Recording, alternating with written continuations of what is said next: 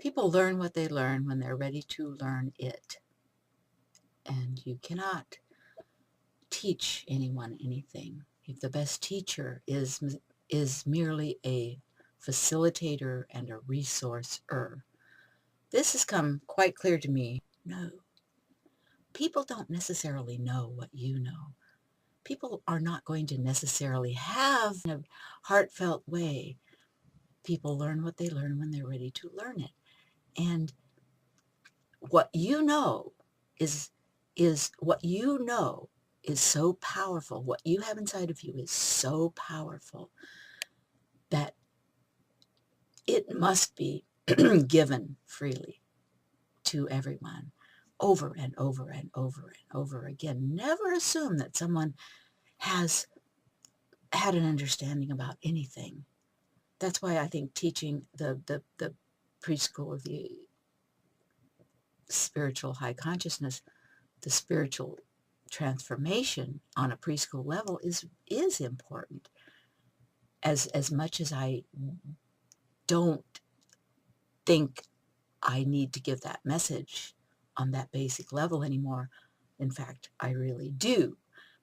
And sometimes I need to give it back to myself as well. What I realize is that, we all go through these interior wars, and we don't know that we're going through an interior battle until it's personified back to us in some area of literature or poetry or art or movies. And the point, in fact, can come down to that movie War Horse.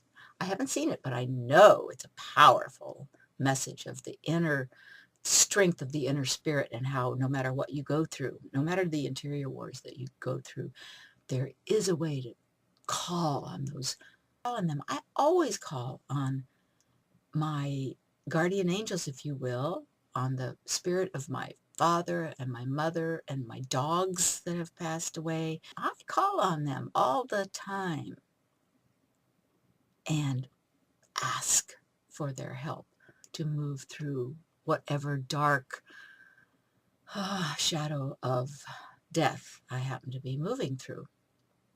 It's like my misunderstanding of Shirley, Goodness. I always thought Shirley, Goodness, and Mercy were three angels, one named Shirley, one named Goodness, one named Mercy, and they were all following me through the valley of the shadow of death, and I should fear no evil. We're going through this valley of the shadow of death, and Goodness and Mercy are following us, not taking us by the hand and walking us step by step through. They are following us, and that's the faith we have. They are around us. They are there. They are supporting us. They are following us.